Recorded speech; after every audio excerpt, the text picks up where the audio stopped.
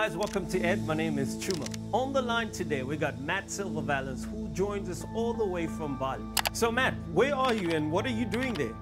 We're here to do a marine walk, which is an underwater walk. So basically you put a fishbowl on your head with an oxygen supply from a boat above, and we lower to about 6 meters, and we're going to be walking along the ocean floor.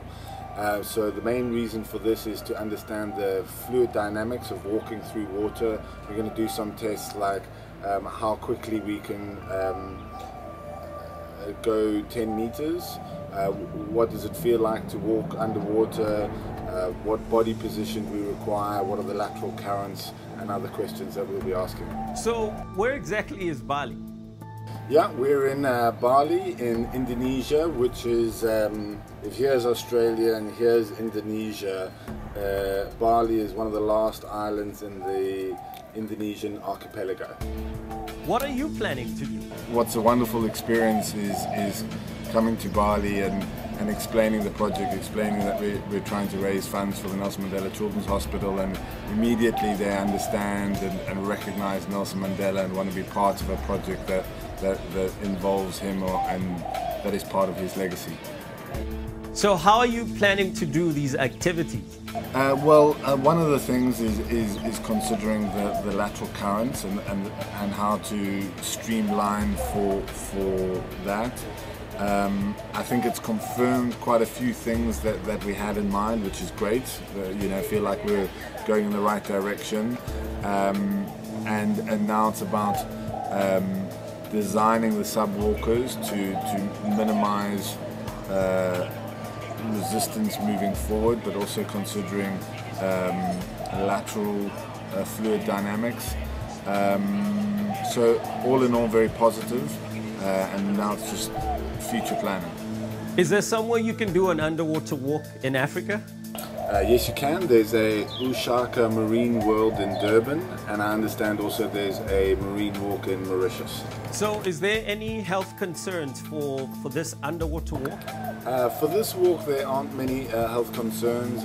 We'll be going pretty shallow, 4 or 5 meters. We'll have a team of divers around us. It's a very controlled setting, and short distances. We'll only be traveling tens of meters to get a feel of how it feels, and the visibility of the water is excellent, 25-30 meters, so no real health concerns. So what are you expecting to learn? We expect to learn things like how easy it is to walk underwater, how much resistance there is to walking underwater at different speeds, and also how closely it's simulated to walking on the land. For instance, can we replicate the walking motion on the land underwater, and how close is it, and just generally get a feel of how it feels to walk underwater. What have you learned already? We've learned a lot. It was an amazing experience. I can walk reasonably normally, as if walking in air, leaning forward maybe 15 degrees. We learned I had to put quite a bit of weight on myself to get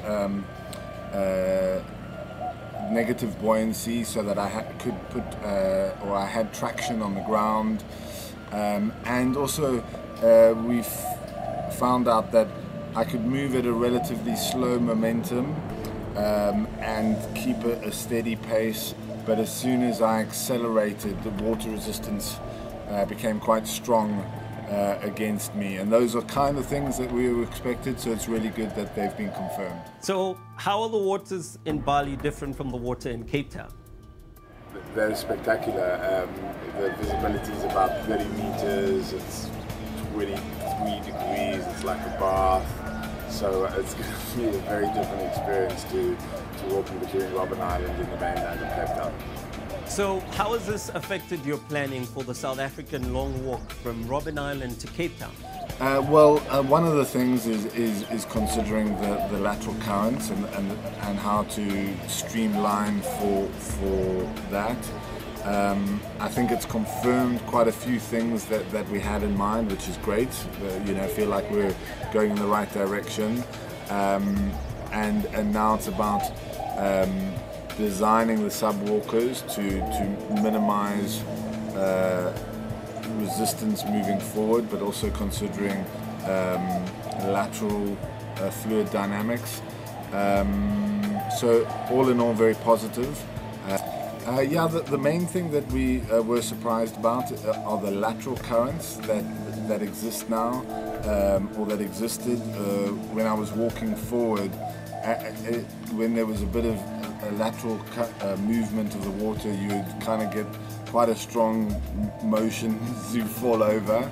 So we're going to have to be careful about the designing of the streamlining of the subwalkers to allow for that. Not quite sure how we're going to solve that yet.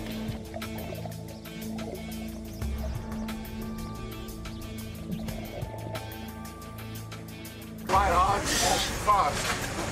Okay. You have to almost lean forward to try and get your momentum. It's almost like being in a rugby scrum. Are there any animals that can threaten you? No, not that I'm aware of. We're in this unusual kind of a protected reef with almost a barrier to the rest of the ocean. So I'm not aware of any animals. All right, Matt, thanks a lot. Good chatting and all the best with your underwater walk. All right, guys, we want to hear from you, so catch us on Facebook. It's Ed318, and on Twitter at 318Ed.